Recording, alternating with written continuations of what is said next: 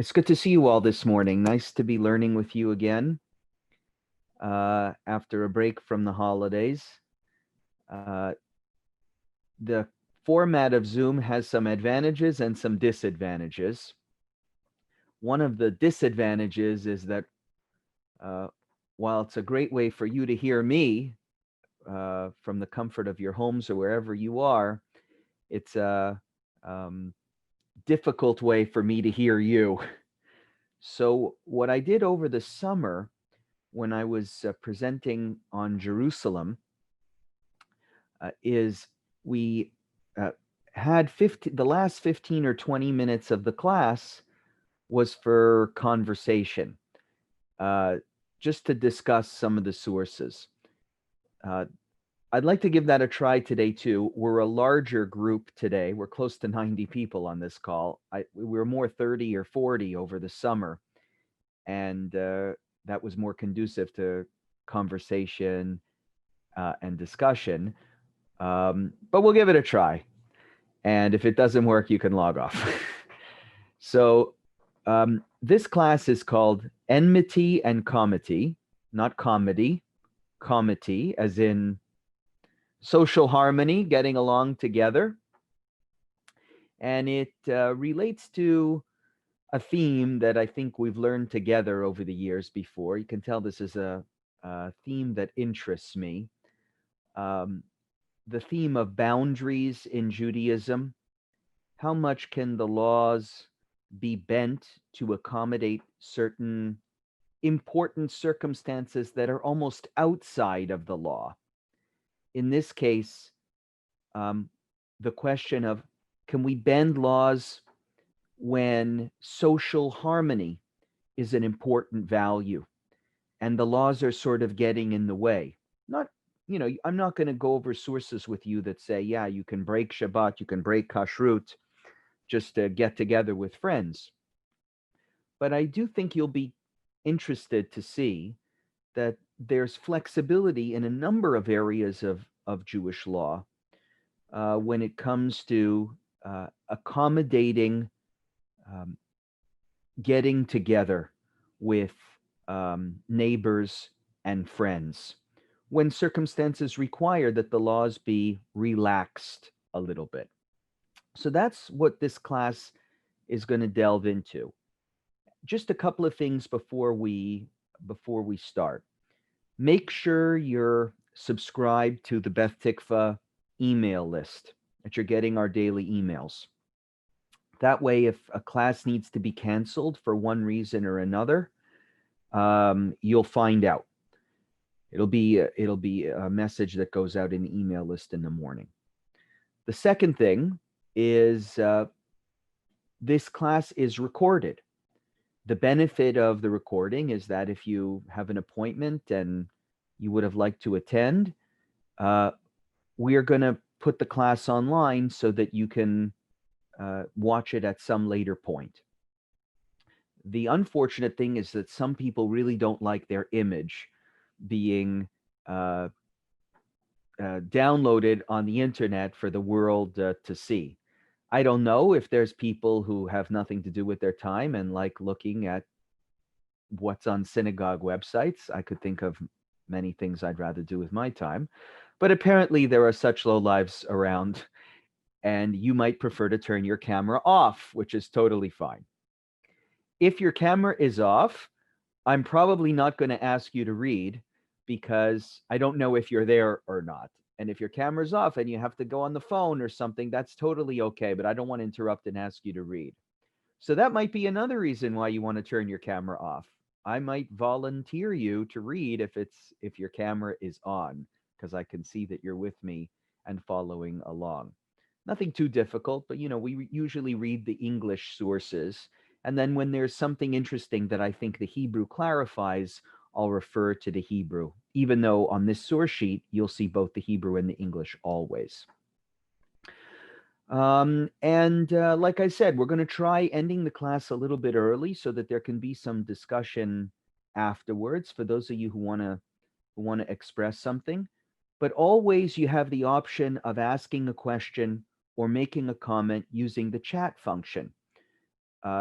Some of you have the chat function on on your device. Some of you don't. It depends, I think, on which device you're using to participate in the class. But that would enable you to ask a question, and I'll try and get to them, or to make a point that is part of the reason why I teach, right, is to be enriched by your responses. So please don't hesitate if you have something that you think would be worthwhile to the discussion to add in that chat box.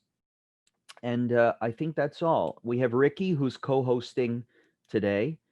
So he's watching to make sure that that the stream works. Now, last year we had a Zoom, what they call a Zoom bomb. Somebody, another lowlife who was interested in causing trouble to one of the classes. If it happens, we have some security measures so that to try and prevent it, like the waiting room feature, you saw that. But if it happens, no controls are perfect. Just stay with me and I'll tell you what to do. And if we have to log out, we'll log out. I hope it doesn't happen. Are we ready to get started? So, enmity and comity. How do the mitzvot interact with our own relationships? Sometimes the relationships in our lives compete with our Jewish obligations. And is it always the case that our Jewish obligations come first? Another way of asking this question is our primary obligation in life always God? Is God always number one? So the first sources that we're going to review today, really my job is I just want to present the question to you in this class. We're not going to get to any answers yet, but I want to use Jewish sources to give you examples of where we might learn that our primary obligation is in fact to God over any family obligations or anything else.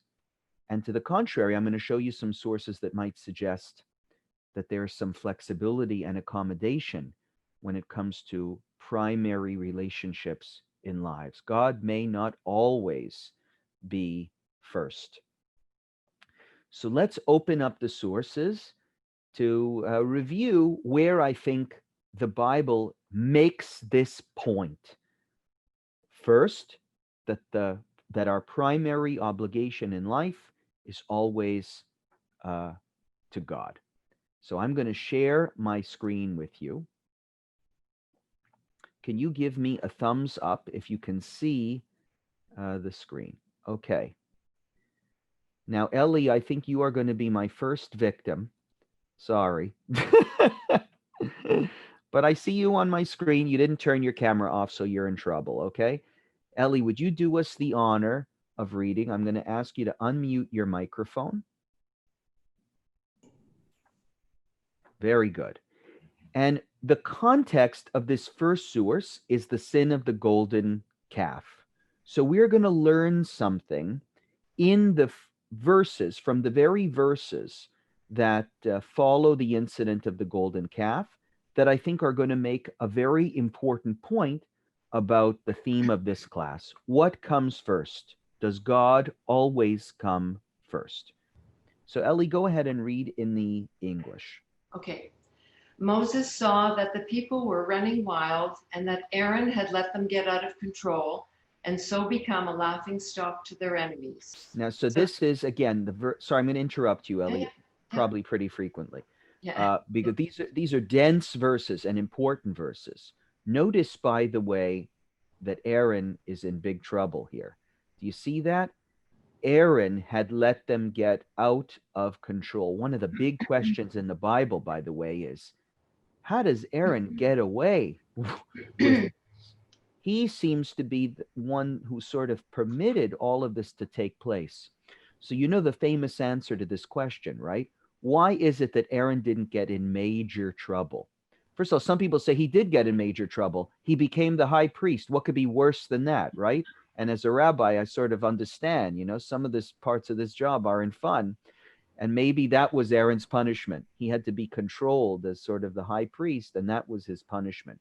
But actually, the more common answer is that Aaron was trying to stall.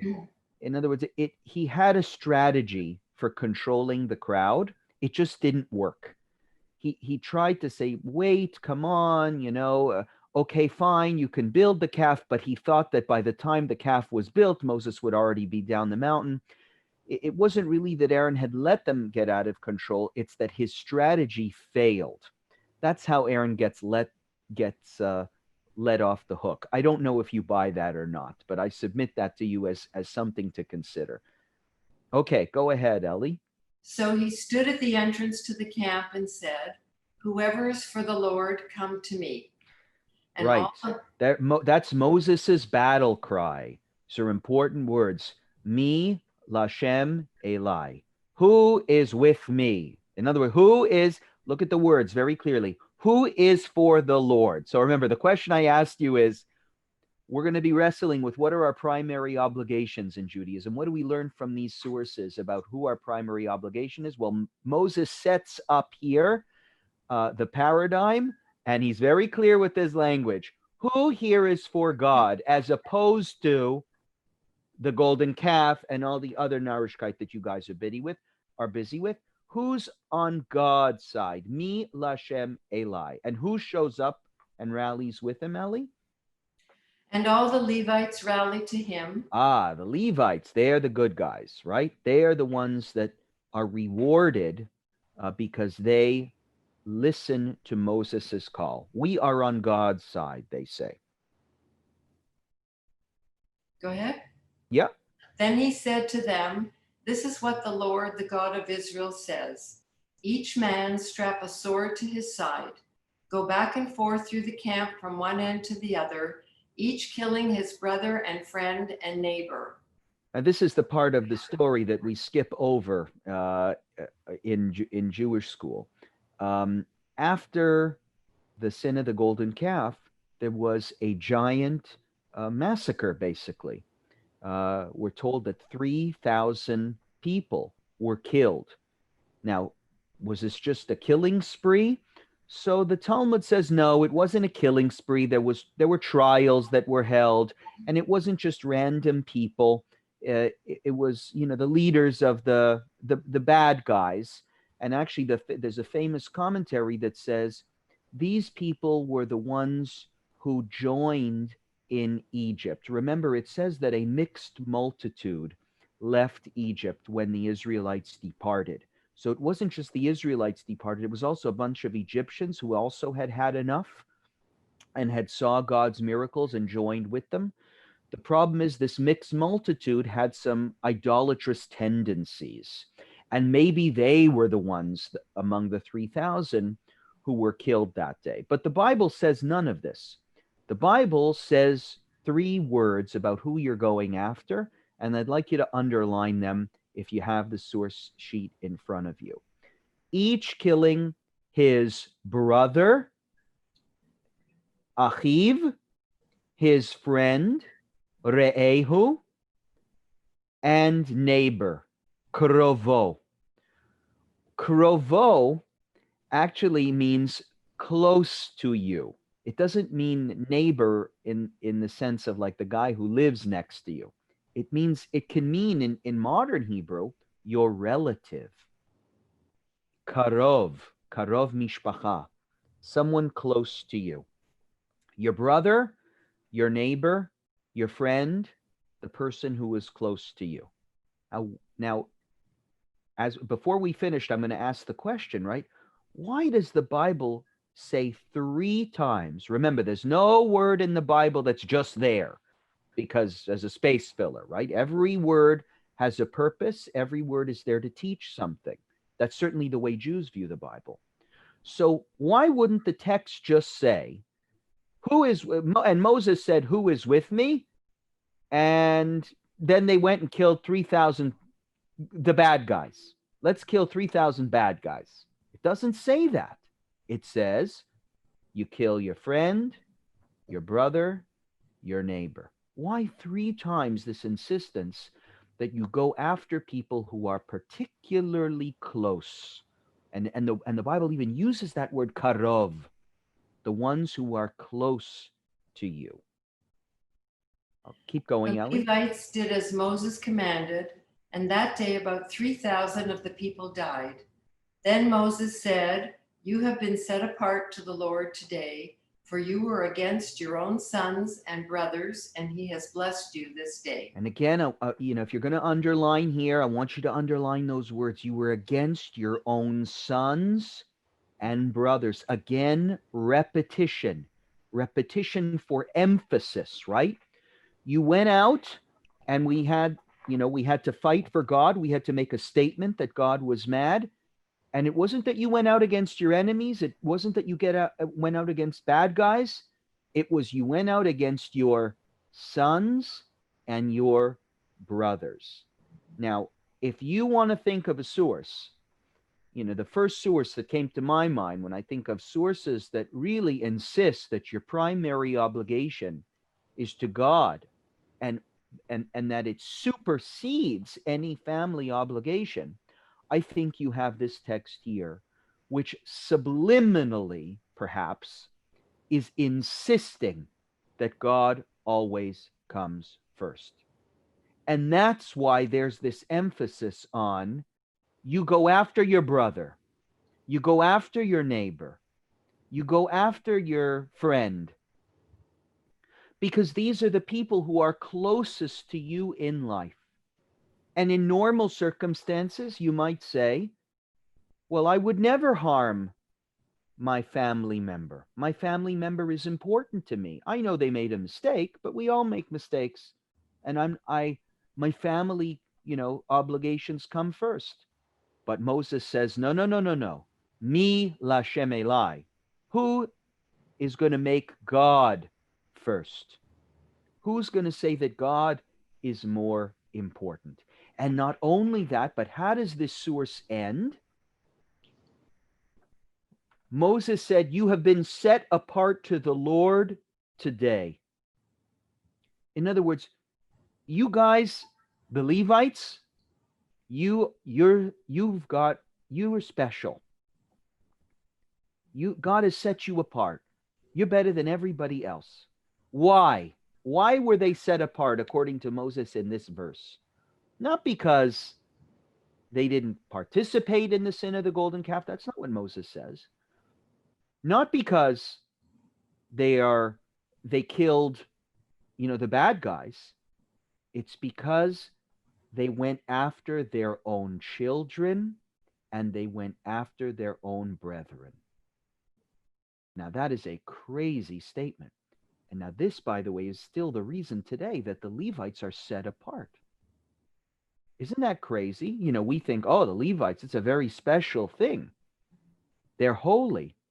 Well, what is the source of their holiness, at least according to these verses? The source of their holiness is that they killed their own families. They said, God will be our primary obligation, even more than our children, even more than our brothers. And if we have to kill close members of our family to make a statement that we are on God's side, then we will do it. And it's that enthusiasm for representing God's will that sets the Levites apart. Ellie, how happy does that make you? How comfortable or uncomfortable does that make you? Very uncomfortable. Right. It's a pretty uncomfortable statement. Yeah. If I'm reading this and I want to learn, okay, what does Jewish philosophy say about respecting parents, about respecting friends, about respecting neighbors? What does this source teach me about that? It seems that the answer is you can be nice to the people who are close to you in life, insofar as what they want from you agrees with what God wants from you. But the second God demands something different, the second they're not on God's side, they are nothing to you. You always take God's side first, and God sets those apart. who vote for him rather than members of their family. I agree with you, Ali. Not so comfortable. Okay. Well, thank you very much. You're a great reader. Okay, Lisa, you are my next victim. Lisa Simon Green. Can you unmute your microphone? You're trying. Okay. Okay, got There it. we go. Okay. Sorry. So we find ourselves, don't worry. This is the story of the Mesite. Who is a Mesite? A Mesite in the Bible is somebody who entices you to go and do something you're not supposed to do, right? Someone who seduces you in some way to doing something you shouldn't be doing. That is the Mesite. And in the book of Deuteronomy, we have to learn something about who the Mesite is. And when it describes the Mesite, you will see a special emphasis on the Mesite who is close to you. Go ahead, Lisa. Start from the if your very own. If your very own brother or your son or daughter or the wife you love or your closest friend secretly entices you, saying, "Let us go and worship other gods, gods that will neither you nor your ancestors have known, gods of the peoples around you, whether near or far, from one end of the land to the other. Do not yield to them or listen to them." Very good. Now this verse could have just said, if anybody entices you to idolatry, don't listen to them. It could have said that, right? But there's a lesson, there's an additional lesson being taught here, isn't there? It doesn't just say if anybody. The Bible says if your very own brother or your son or your daughter or your wife or your close friends. In other words, don't you think that the closest people to you are always going to be positive moral influences? Don't think that you can just get off the hook by telling God, you know, my parents told me to do it, or my friend told me to do it, or I was doing it just to make them happy. You know, we have a close relationship and I didn't want to spoil the relationship. Don't you think that that's going to get you off the hook? And so the Bible emphasizes the closest people to you in your lives, they are the ones you may have to watch out for the most, right? And don't listen to them if they ask you to do something you shouldn't be doing. Don't yield to them, even if you think that the relationship might be destroyed. Go ahead, Lisa, keep going. Show them no pity. Do not spare them or shield them. You must certainly put them to death. Your hand must be the first in putting them to death, and then the hands of all the people. Stone them to death because they tried to turn you away from the Lord, your God, who brought you out of Egypt, out of the land of slavery. Then all Israel will hear and be afraid, and no one among you will do such an evil thing again. So very, very strict, right? In the book of Deuteronomy against the people who are closest to you, seducing you or enticing you to do something you should not be doing. Lisa, how do you feel about this? How do you Scary. feel about this? Not Scary, good. right? Mean. Yeah. You got to watch your back. Yeah. And does it seem, why do you think the source says, mentions these close relationships, your wife, your husband, your son, your daughter? Why do you think all of these relationships are enumerated? You know what? In times like this, it's really scary for anyone. But to think that your family would do such a thing, you just never know. Right. You're saying in times like this, why? Because it's scary now. People the way people think now in this pandemic. I mean, everyone's mind it's scary out there, and you never know what anyone will do. Yes. So I just think that there's a lot of like mental health, whatever, because of everyone being, not going out and seeing people. So you really have to watch your back. Yeah. It's actually very interesting you say that. I was thinking along similar lines. How can we relate these tensions between doing the right thing and family relationships? Doesn't that relate to some struggles that families are having today? Respecting everybody's different levels of sensitivity about things like social distancing and mask wearing. And very often, I hear from my family doesn't live in Toronto, but when there's families that do live in Toronto and they want to get together, everyone needs to observe the strictest person in the families. It's the frommest common denominator, right? You'd say the most religious one when it comes to mask wearing. That's the one that has to be respected, because if this son or daughter or son-in-law or daughter-in-law or this grandchild has some immune deficiencies and they're very insistent that everyone wear masks, then they won't get together with anybody unless the appropriate precautions are being taken by everyone. And sometimes that gives a lot of strain on families when there's, another brother-in-law or another cousin or somebody else who doesn't want to be so strict with regards to some of these things, or maybe was caught not being so strict, and the other cousin says, I heard from your friend that you're not doing this. We're not going to sit together. How important is it that we sustain these family relationships when there might be other principles that sometimes get in the way of those family relationships being sustained? And I agree with you, Lisa. It's part of how we all have to manage um, uh, nowadays. If getting together as a family or even friends is important to us, to understand what everybody's sensitivities are, and when to draw the line, when things get in the way and when things don't get in the way. Mm-hmm.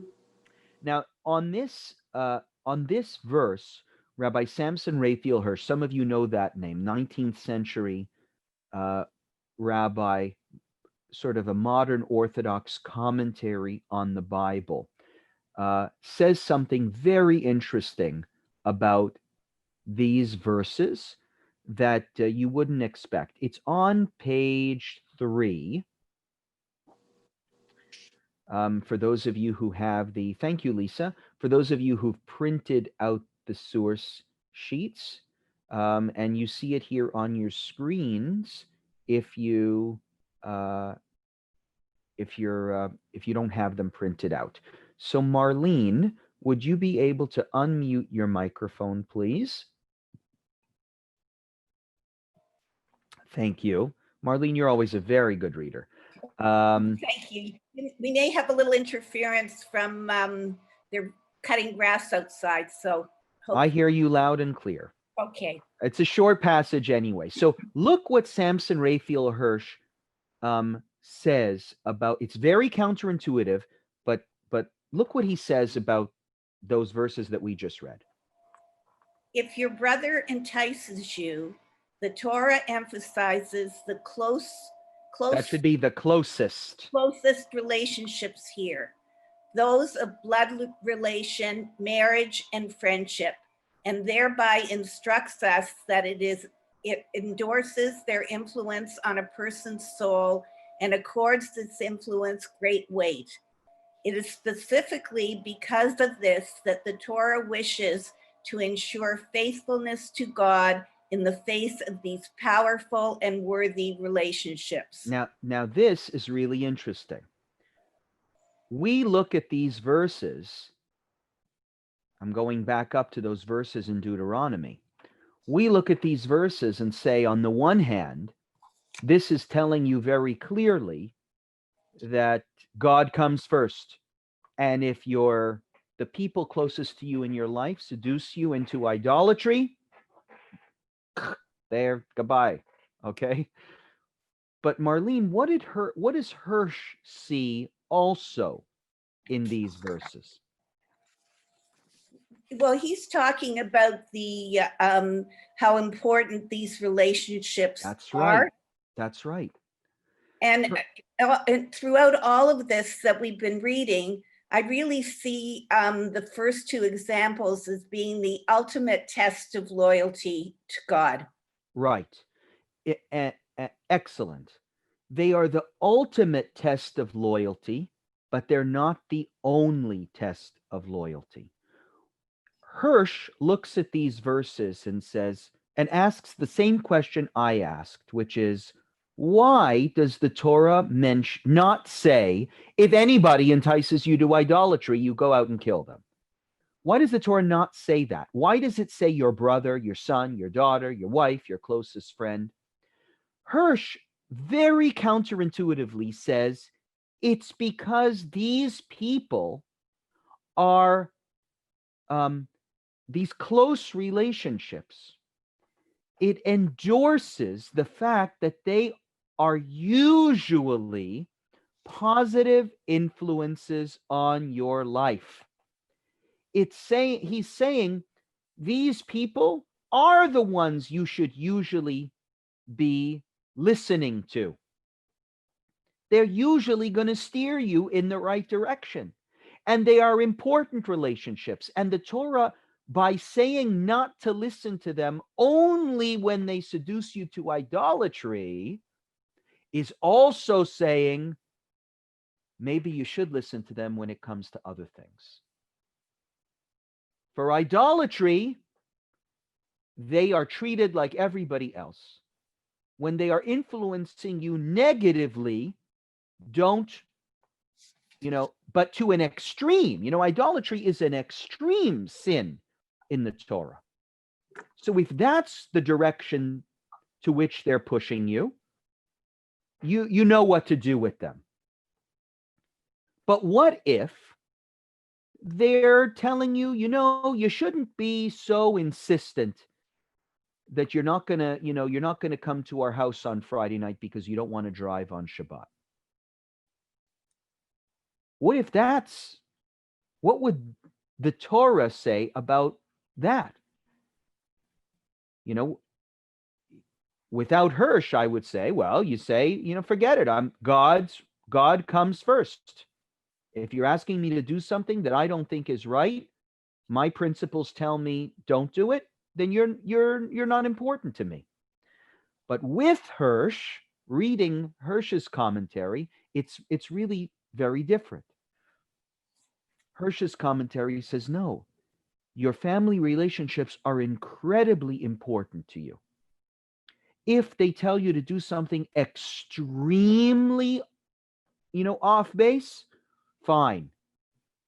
But if they're asking you to do something that even may challenge your principles, but it's reasonable, it's within the realm of arguable sort of accommodations, even comity, social harmony, well, maybe you should extend yourself to be lenient in that way. So we see here two sources at the beginning which seem to say God comes first, and now we have Samson Raphael Hirsch who's saying, well, not always. Not always. In extreme circumstances, yes. But don't lose your friends, your family members, unless it's that extreme circumstance. Now, the last source we're going to review today is a little bit long, so maybe I will read it myself. I wanted to make this, give you the whole, thank you, Marlene. I wanted to give everybody the whole source because this is a story that I'm going to guess is not familiar to too many of you, even those of you who consider themselves knowledgeable in the Hebrew Bible. The book of 2 Kings is usually not on most of our reading lists. And this is a story that I think makes an important statement at the end that gives us that additional vote for comity over enmity. And I wanted to give you two sources on one extreme and two sources on the other. So this is the story of Naaman, the commander of the army of the king of Aram. Aram was a competing kingdom with Judea and Israel in the time of the kings of Israel. And the Bible inserts this story in in the stories of Elisha and Elijah the prophet. That's where we are. If for those of you who know sort of the course of events, the sequence of events in the second book of Kings. So try following me here. Like I said, it's not a story many of us are familiar with, but I think it makes an important point at the end worth considering. Naaman was the commander of the army of the king of Aram. He was a great man in the sight of his master and highly regarded because through him the Lord had given victory to Aram. So there you go. Naaman is this big, important general in the Aramite kingdom. Excuse me. He was a valiant soldier, but he had leprosy. Now, bands of raiders from Aram had gone out and taken captive a young girl from Israel, and she served as Naaman's wife. This used to happen. Actually, there's a whole section of the Bible that talks about the women who were taken captive when an army came to invade. So a band of raiders from Aram had gone out, captured this Israelite girl, and she became Naaman's wife. She said to her mistress, "If only my master would see the prophet who is in Samaria, he would cure him of his leprosy." So she told her mistress, "There's somebody in Samaria, in other words, back in my home kingdom, who I know could cure my husband of his leprosy." Naaman went to his master, in other words, the king of Aram, and told him what the girl from Israel had said. "By all means, go," the king of Aram replied. So the king of Aram gives permission to Naaman to go to the Israelite kingdom to seek out the prophet so that he might be cured from his leprosy. "I will send a letter to the king of Israel." Okay, so it's important. A royal letter gets sent to prepare them for Naaman's medical visit. So Naaman left, taking with him 10 talents of silver, 6,000 shekels of gold, and 10 sets of clothing. Now, you see, Naaman he knew how to get a doctor's appointment and not have to wait in line. Easy. You just come with a whole bunch of gold and a whole bunch of clothing and gifts and shekels, and the doctor, I'm sure, will make room in his busy calendar to give you an appointment. The letter that he took to the king of Israel read, "With this letter, I am sending my servant Naaman to you so that you may cure him of his leprosy." As soon as the king of Israel read the letter, he tore his robes and said, "Am I God? Can I kill and bring back to life? Why does this fellow send someone to me to be cured of his leprosy? See how he is trying to pick a quarrel with me." So what does the Israelite king do? He rips his clothes. When do you know ripping clothes from? Those of you who have lost a relative know that's something you do either at the funeral home or at the cemetery. It is a sign of mourning. Now, why is the king of Israel ripping his clothes when he reads this letter, because he's worried that a war is about to start. Because here comes Naaman, this very high-ranking general from the Aramean kingdom, and he says, "You're going to cure me of my leprosy. I told you you're going to cure me of my leprosy." And the king of Aram goes, "I can't cure this guy of his leprosy. And when I don't, he's going to go back to Aram, tell the king that I refused to heal him from his leprosy, and they're going to attack us. There will be a war, because he will think that I am not curing him out of uh, some sort of anger, or in order to start a fight with that kingdom." Now, what's interesting is, just as a side note in this story, why does he go to the king of Israel? Didn't his wife say, "You go to the prophet, you don't go to the king"? This is, there's a feminist reading of this, actually, that's very interesting. This is a side note. With me, we learn sources about, and the sources are there to teach something related to the theme of the class, but there's always something interesting to teach also about the source itself that maybe doesn't relate, but is still so fascinating. Well, think about this strong general. First of all, the dummy doesn't listen to his wife. Your wife said to you, you don't go to the king, you go to the prophet. In other words, you go to the doctor. But a general is so full of arrogance. He thinks he's so important. He doesn't want to go to the Israelite prophet. When you go and you visit another country, you go straight to headquarters, because you are a visiting dignitary. Everybody should come and recognize you and acknowledge you. You have to make your presence known. Well, you don't go to the synagogue or the hospital to make your presence known. You go to Ottawa, you go to Parliament Hill. And that's the arrogance of Naaman. And the interesting feminist reading here is, look what a typical man does. The moron goes to the place where he can feel good about himself, instead of listening to his wife carefully and going straight to find the cure where she says to go and find it. That's a side reading, typical behavior, sort of a man, if you take the feminist read of this story. But anyway, let's get back to the facts. Here he is in the palace of the king of Israel, and the king of Israel is nervous. I'm not going to be able to cure this man.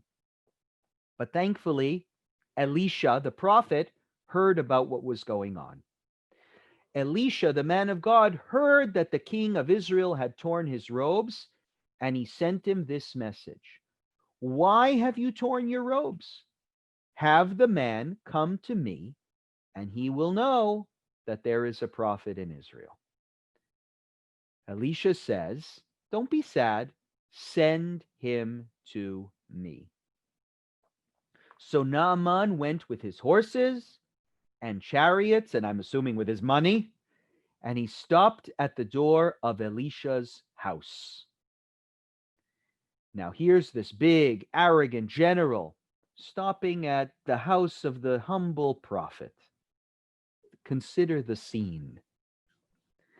Elisha sent a messenger to say to him, "Go wash yourself 7 times in the Jordan, and your flesh will be restored, and you will be cleansed." What's interesting, by the way, in this scene is Elisha does not come to speak to him one-on-one. What do you think that is about? Isn't that interesting?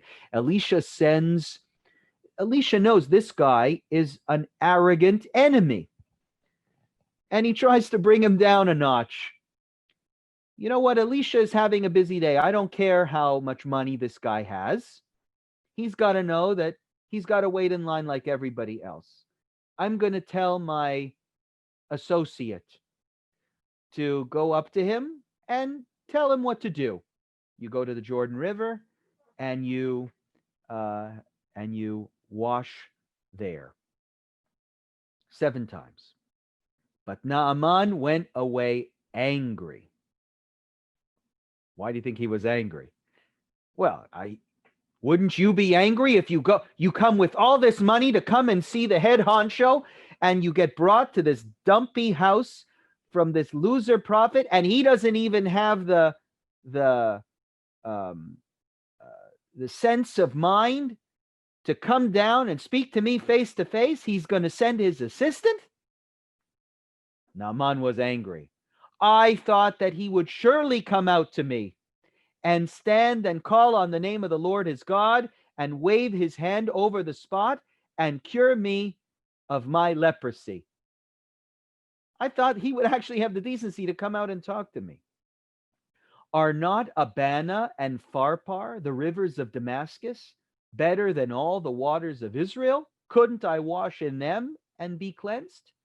So he turned and went off in a rage. Naaman wasn't just angry because Elisha didn't have the decency to see him face to face.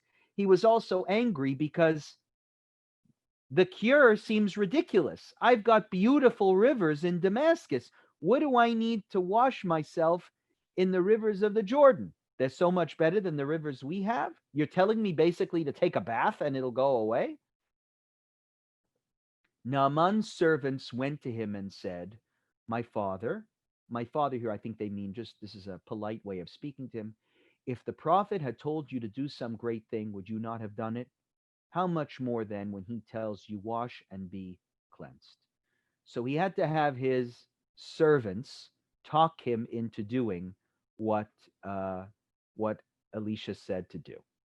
So he went down and dipped himself in the Jordan 7 times, as the man of God had told him, and his flesh was restored and became clean like that of a young boy.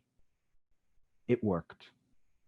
Then Naaman and all his attendants went back to the man of God.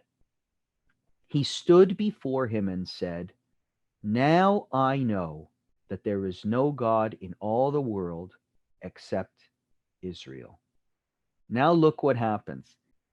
Now he goes back to the house. Naaman does, the humble house of the prophet, and now Elisha is there.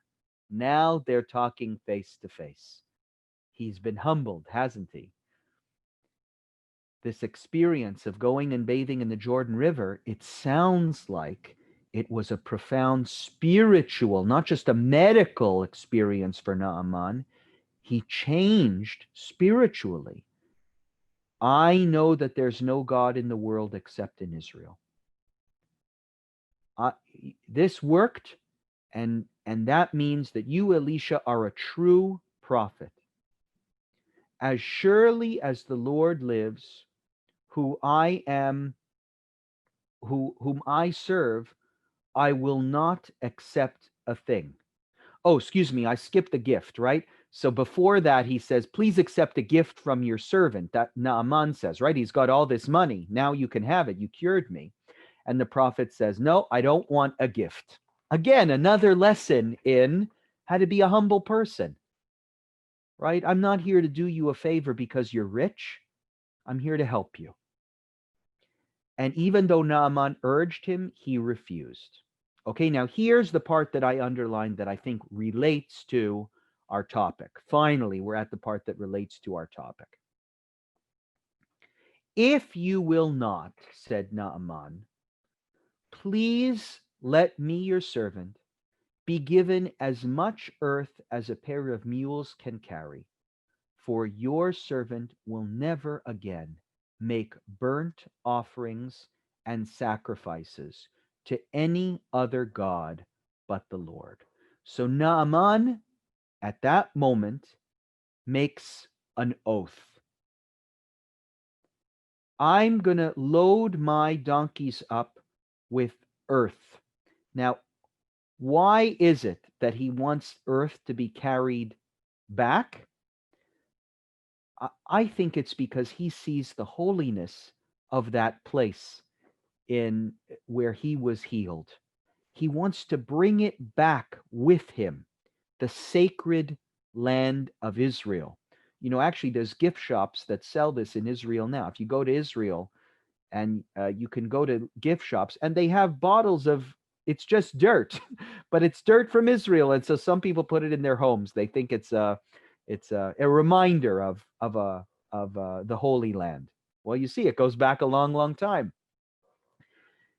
And he says, I'm Jewish now. Basically, he says, I'm Jewish now. I'm only going to pray to God. But then he adds one little caveat. How is, before we read it, hold on. This is a general, the highest ranking general in the Aramean kingdom. Terrible leprosy. He even stole an Israelite woman as his wife. Obviously, no fond feelings for the Israelites. And he's going to go back to Aram and announce to everybody, hey, everybody, I came back. I don't have leprosy anymore. And more than that, I'm Jewish. How do you think that's going to be greeted? So look what he does to navigate that tension or navigate those priorities. But may the Lord forgive your servant for this one thing. When my master enters the temple of Rimmon, in other words, the temples that we have in Damascus, I'm going back home. I'm a big general when I go back home. I'm going to have to go to the temples where the people gather. And I've got to go and bow down. And he is leaning on my arm. Who's he? He is the king of Aram. This is the number one and number two guys in the Aramean kingdom. So imagine the king of Aram usually walks in with Naaman together to this temple. I have to bow there also. I have to bow there also because I got the king of Aram right next to me and he's going to bow down. What am I going to do? I'm going to say, no, I'm not a Rimmonite anymore. I'm Jewish. I don't bow down in your temple. So forgive me this one thing. I'm going to have to bow down when I go to this temple because of just who I am. May the Lord forgive your servant for this. You've got to accommodate my ranking. You've got to accommodate my special role in the Aramean kingdom. And occasionally, I'm going to have to go bow down in the temple of Rimmon. Now, what do you all think of this? Don't read Alicia's answer. But if I was going to give you the first two sources that we reviewed today and say, well, what do you think Alicia would say to him? You'd probably say, you should go and kill the king of Aram the first chance you get. Or you got to find some way to get out of your job. Or you have to avoid the temple of Rimmon at all costs. There is no, for idolatry, come on, that's the worst of the worst. There's no flexibility here for idolatry. You can't tell me that you're going to be Jewish, but at the same time bow down in an idolatrous temple. Jews aren't even allowed to go in to an idolatrous temple, never mind bow down. What does Elisha say to him? Go in peace. In the Hebrew, Vayomer lo, lech l'shalom. Go in peace. Now it's funny. He says go in peace. He doesn't say it's fine. You would think that he might say it's okay, fine. I'll take you for as good as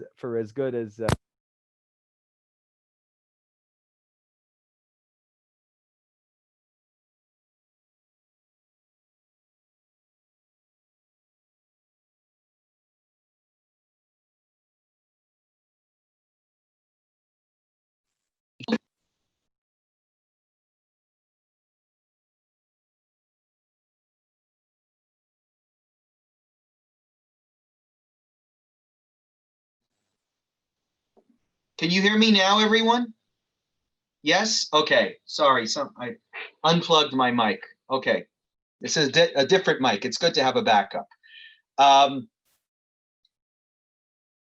Lech l'shalom does not say okay, but if you went to a rabbi and asked him a difficult question and he said to you, or she said to you, go in peace. I mean, what do you read between the words? Go in peace usually means, you do what you have to do.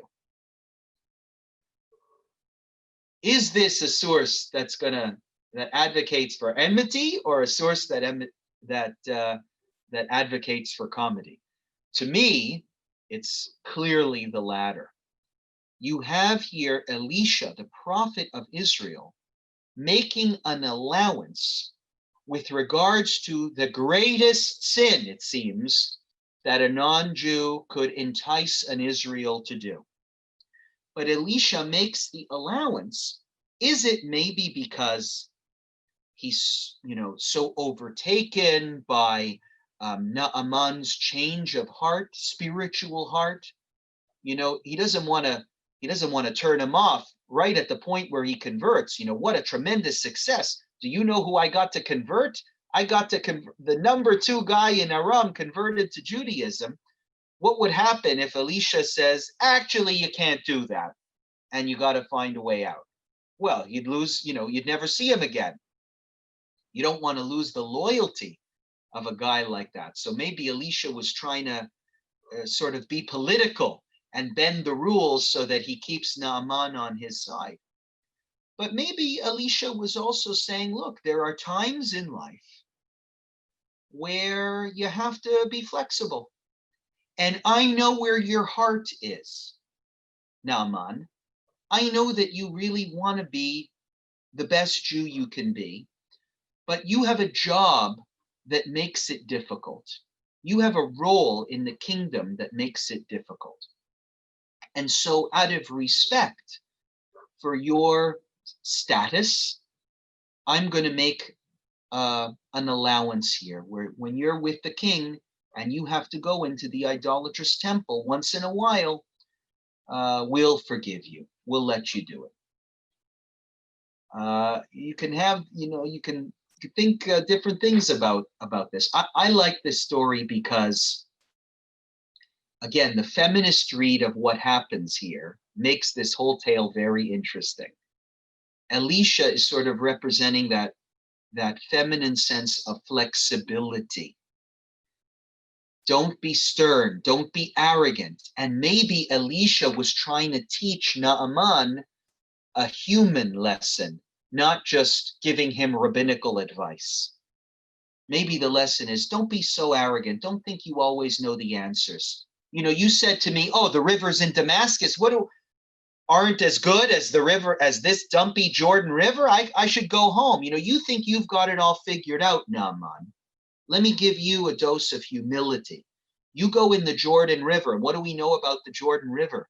The Jordan River is humble and low, right? It's not a mighty river. It's a flowing river.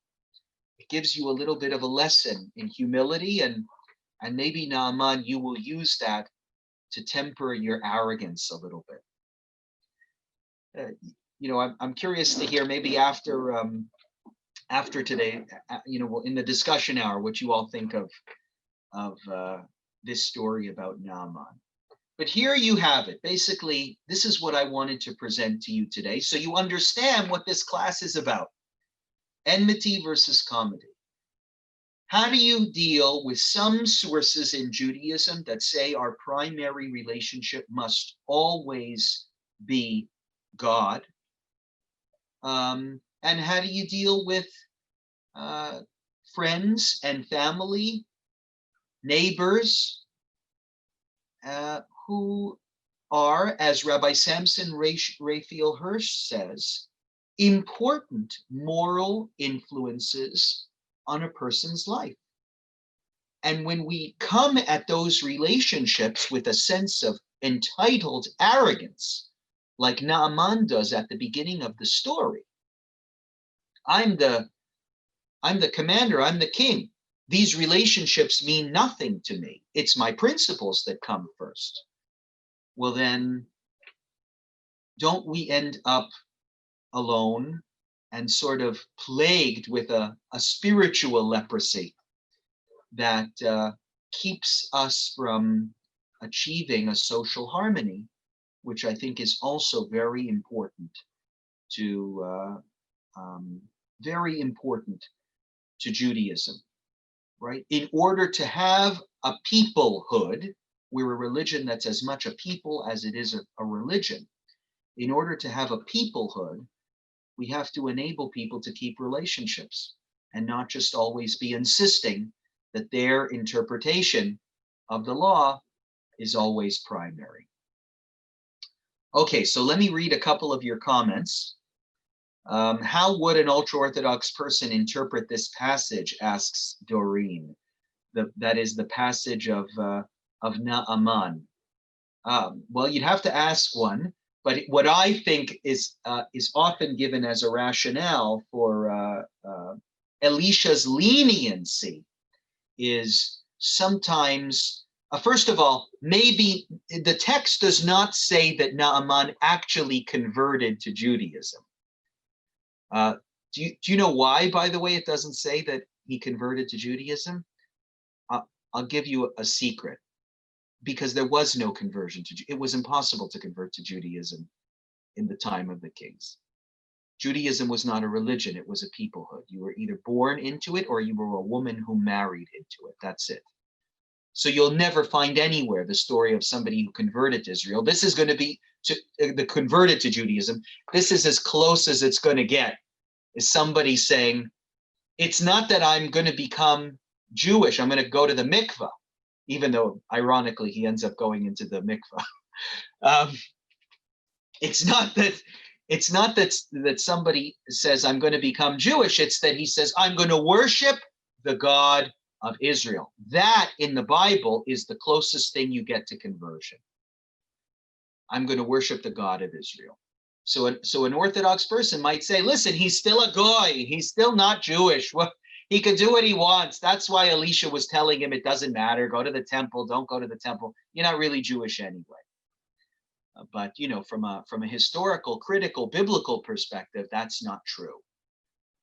From a historical perspective, Naaman is certainly regarded through this story by the statement he makes that your God will be my God.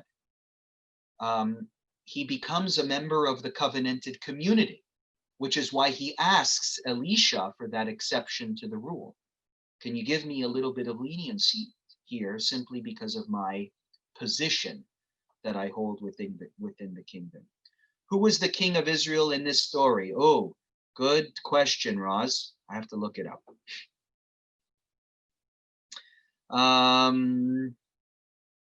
Ria says, this gives permission to be the judge of everybody else. Is my way of devotion better than yours? Right.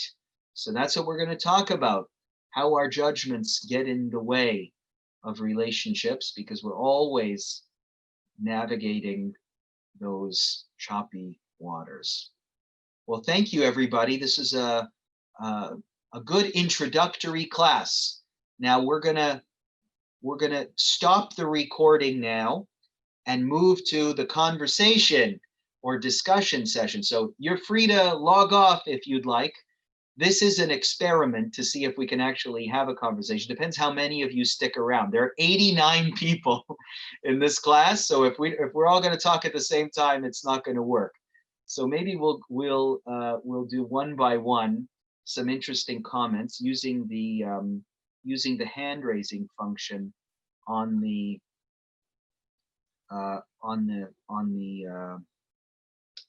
app, which I think you can do. And I'll see everybody next week, 9:45. We'll do part 2, Enmity versus Comity. I wish you all a great day.